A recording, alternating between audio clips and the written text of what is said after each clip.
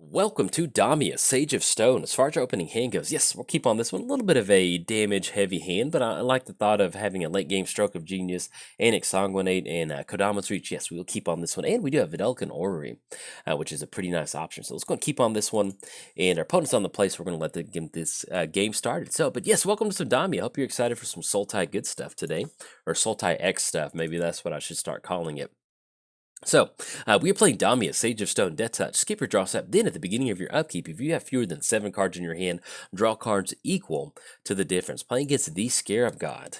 Everybody's, Unbound Flourishing. Beautiful. Exactly what we needed. Let's go ahead and go for Yavimaya Coast. I think that'd be good. And then pass turn to our opponent. So, playing against the Scarab God, at the beginning of your upkeep, each opponent loses X life, and you scurry X, where X is the number of zombies you control. Then, for a 4-mana activation, exile target creature card from a graveyard. It becomes a full 4 black zombie. And then, whenever the Scarab God dies, return it to its owner's hand at the beginning of the next incept. So, we did cover both commanders. Let's go and make the land drop for the turn. We'll jump into our, Arcane Denial. That'll be good. We hope we can catch something pretty good. Let's go for Lana War Waste, and then pass turn over our opponent. So let's give a quick shout out to our sponsors, MTGOTraders. You know, sit in Damia's chair and kind of test it out, do the different little massage features, or maybe just relax in her little Sultai lounge, have some cool orbs hanging around you. Whatever you want to do, head on over to MTGOTraders. They'll take care of you. So let's give a quick shout out to inkgaming.com. If you want to check out my merch booth, head on over there. Search Jolt 539 in the search bar. You can see it. And also, if you want to get anything off the website. Now we can Arcane Denial, and they're going to get 2 card draw at the beginning of their next upkeep, and that's going to be evoked. Yeah, I think we let this go through, because either way they're going to get that card draw, and I'd rather leave Arcane Denial for something like the Scarab God that does keep us off going for like Kodama's Reach next turn, but we're still going to go for that. I'd rather just hold Arcane Denial for late turn. But yeah, anyway, check out my merch booth, and you can also use coupon code JOLT to get 10% off anything off the website. And let's go for Kodama's. Ooh. So we go Alchemist Refuge, a land drop for the turn. Yeah, we still need to end up going Kodama's Reach. We're going to get that going. So we're going to take 1 damage off this one. Everything else is going to be colorless. Probably end up grabbing another blue source and a black source since we have double green. Yeah, that'll be good. So let's go Island. Let's go Swamp. Let's grab ourselves. Let's put Island on the battlefield. Swamp goes into our hand, and then we'll pass the turn over to our opponent. But yes, use coupon code JOLT for 10% off anything off the website. And last but not least, I started a Patreon. So if you'd like to contribute to the Patreon, there's a link down in the description below. Get your name at the beginning or the ending of the credits, or both. It helps support cool content like this. And if you can't do that, hey, no problem. Just tell somebody about the channel. I would greatly appreciate that. So now it's officially free time. Let's have some fun. So, about Damia. I don't know how I'm splicing these videos together, so I'm at least gonna, if you end up hearing this commentary twice, I ended up rebuilding Damia. Shout out to...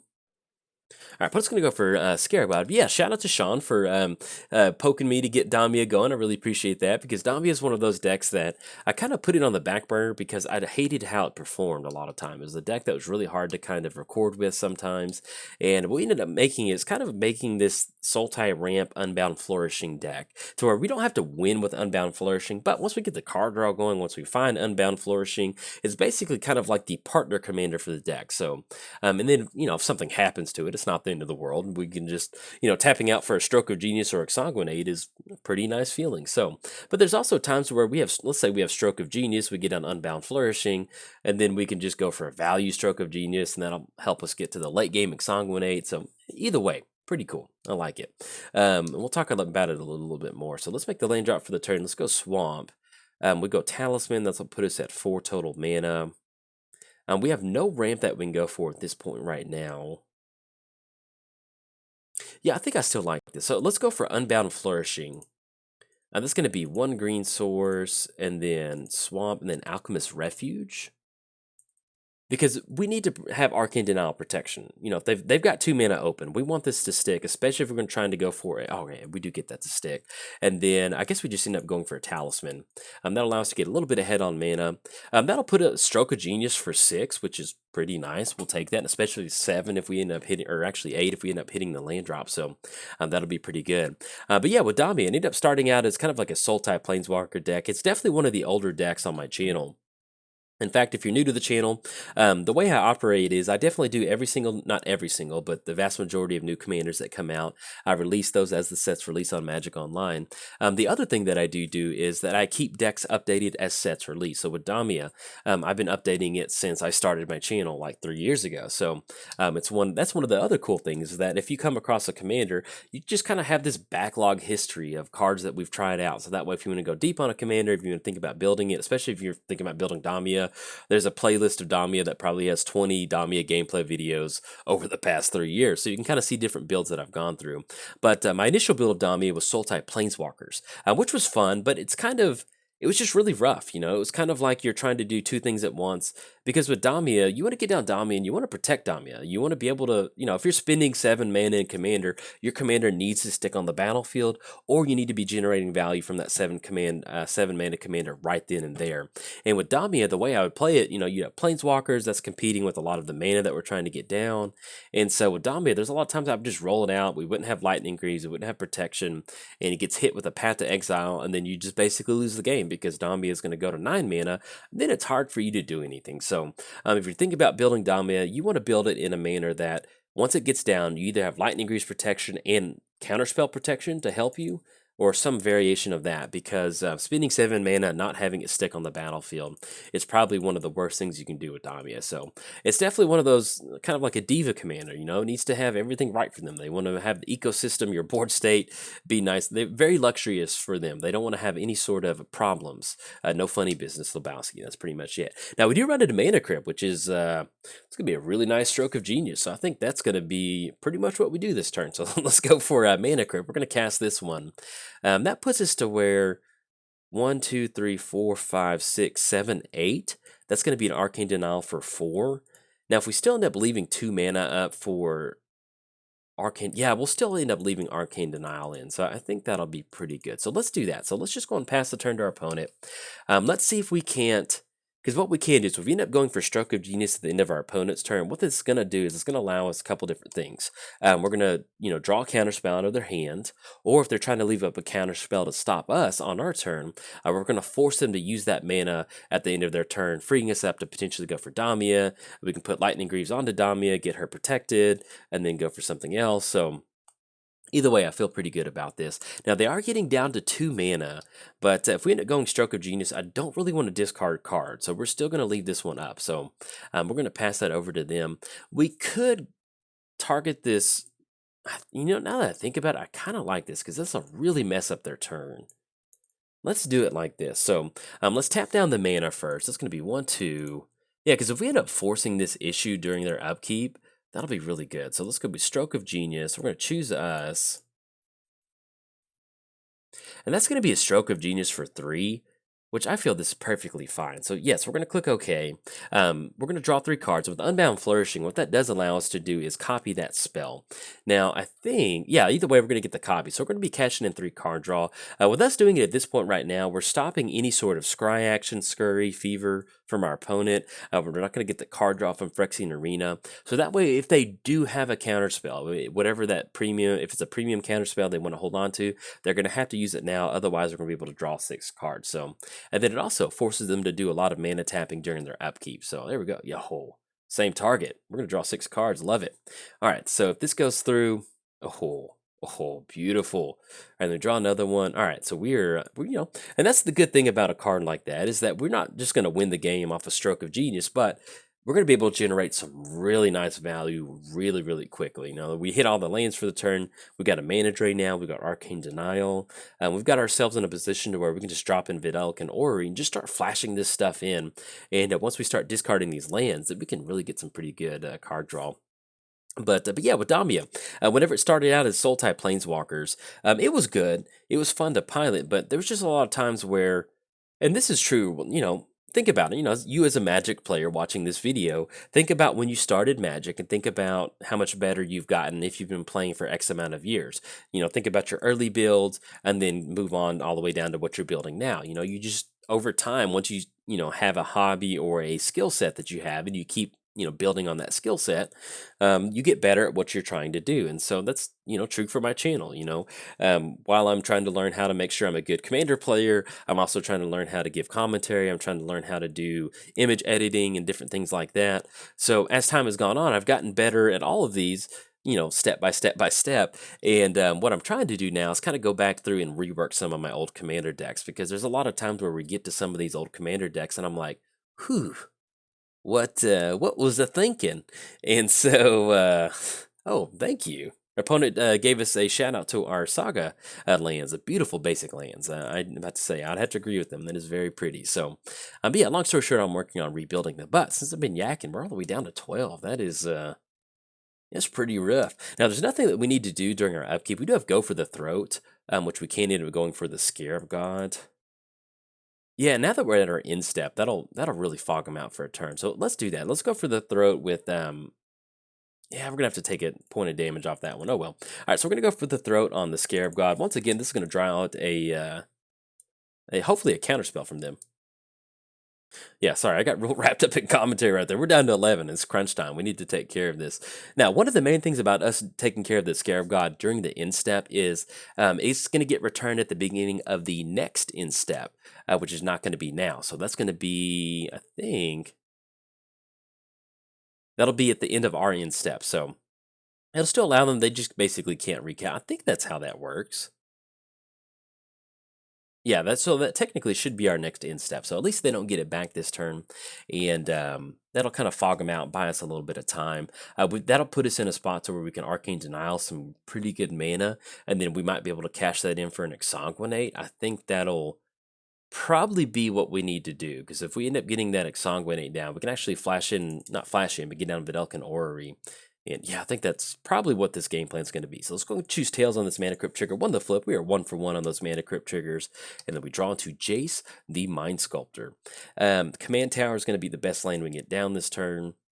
If we're going to go for Mana Drain, that's going to give us extra mana next turn, at least 5, and Exsanguinate with Unbound Flourishing. Yeah, I think that sounds like a pretty good bet. So let's do that. So we're going to hold up Mana Drain. Do we want to just still get down Jace? That's actually going to eat up a lot of our blue mana. But we can still end up going for Vidalcan Orrery. Yeah, I think that'd be good. That'll be 1, 2. That'll be Alchemist Refuge. That'll put us on 1, 2, 3, 4, 5. That'll give us 5 total mana. And then at this point, we can just like flash in Jace if we want to, or we can just flash in Lightning Greaves. So let's just go and pass the turn to our opponent. I think that's what we're probably going to end up doing, is hopefully if they recast the Scarab God, that'll allow us to go for Mana Drain. That'll give us a little bit of extra mana. If we wanted to be cautious, we could hold on to Mana Drain if we're going to tap out for Exsanguinate. If we want to make sure we are like double protected, I think that might end up working. Yeah, I think that would probably be best. Ooh, I'm just going to go for Cyclonic Rift. Yeah, that's going to get... Yeah, because we want to save this Mana Drain. So we're going to go Cyclonic Rift. We're going to Arcane Denial that. That gives them a little bit extra card draw, but we're okay with this interaction. And we still have double blue left up with Command Tower. So we're going to bounce that. We're going to counter Cyclonic Rift. That's going to return the Scarab God back to their hand. And then hopefully it should allow us to go for a really nice Exsanguinate for next turn. So they're going to get that card draw. Let's go and cash in our card draw first and see what we hit. Running Swiftfoot Boots, okay. Running into a lot of, got our protection pieces for Damia. But yeah, like I mentioned, if you're building a Damia deck, you want to have that protection because, as far as like commander theory, whatever you want to call it that, if your commander, if your commander costs like 6 or above, 6 you can get away with it. You can get away with just kind of running your commander out naked with no protection. If something happens to it, you can bounce back. But if it's 7 or above, you need to get something from that 7 mana the turn that it comes down. So that's why it's important to make sure you do have protection for Damia. But yeah, I update my decks through the different... I think I kind of forgot to finish that line of statement.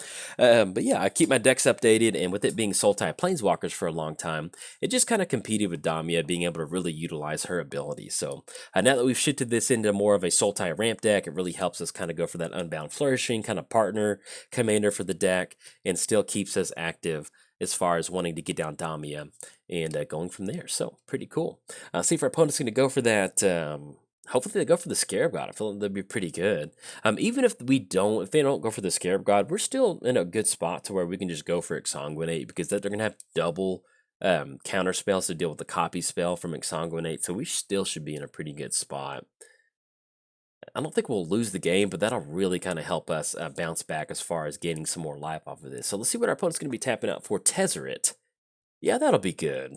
I think a mana drain on that sounds like a pretty good option. So, and that'll kind of, get that 5 mana in there, because that'll put us at Exsanguinate at 1, 2, 3, 4, 5, 6, 7, and that'll be 12. So that'll be 24. We gain 24. They lose. Yeah, that'll be kind of like that. That does leave us open, but since we're going to get a copy of the spell, that's fine. If they've got another counter spell, and actually, if they had a counter spell, I would assume that they probably would have used it by now on a lot of the stuff that we've been dishing out. And if we're going to see like the Scarab God, Sad Robot Hole, yeah. I like it. All right, so they're going to get a land on the battlefield. This is basically coast is clear for us at this point right now. So we'll go for Exsanguinate. Unless we just run into like Soul Ring or something like that. We're pretty much going to be just jamming this Exsanguinate. We do have Vidalcan Ore. We could try to do this during their turn if we wanted to, but they're tapped out. This is the safe play to go for. So that's pretty much what we're going to be doing. All right, so we got the Mana Crypt trigger. Let's go ahead and choose Tails on this one. Lost the flip. We were 1 for 2 in those Mana Crypt triggers. Puts us down to 2, and then we run into Misty. So we're going to be able to add that 5 mana to our mana pool. Let's go and get Woodland Cemetery down. And let's just tap out for Exsanguinate. Oh, yeah. That's going to be black. We'll make sure that we don't lose any extra life. And, that's one of the fun things. That's what makes this Damia deck so much more fun to pilot, is that we're not just stuck on Planeswalkers or Damia. Our ramp plan helps us get Damia on the battlefield. And if we can't get Damia down, our ramp plan also helps us go for Unbound Flourishing. So, all right, so X is going to be 13. We have tapped everything out. Click OK on that one. We're going to be able to get, oh, look at that. It's going to be beautiful. It's going to put them, and this is one of those commanders. Damia is definitely one of those commanders that, you want to lose the focus of, I have to get my commander down because this is the format of commander. When you build a commander deck, especially like this one, you don't have to get Damia down. Sometimes it just makes you a threat. You can definitely build Damia in a manner to where this is just like a, all right, let's see. Put them down. Ah, there we go. Beautiful. Put them down to 1, and then a pass. We still need to close it out. We do have Torment of Hellfire, so if we run into a tutor or something like that, we'll go for that. But we bought ourselves a little bit of extra of time with that 28. Oh, no, excuse me. They got the Phyrexian Arena trigger. And that's gonna get them down to 0. Yeah, our opponent just goes happy that wasn't for 14, and they go, oh, haha. Yeah, that's me. That's exactly what if this was me on our opponent's side, that's exactly what I did. I was like, all right, we stabilize at 1, and then Phyrexian Arena. All right, there we go. That's gonna put them all the way down to 0. Hopefully you enjoyed this build of Damia, this showing. That's we didn't get her down, but like I mentioned, that's kind of what we're doing with the deck. We got lucky and we found Unbound Flourishing pretty quick, and that allowed us to tap out for a really nice Exsanguinate. You can see, even if this isn't Exsanguinate, or simply just, go from Stroke of Genius with Unbound Flourishing, if we just have any X spells and make this like a value X deck, it is a lot of fun. So if you enjoyed your time with Damia and you enjoyed Soul Tie, hey, like and subscribe. All right, bye.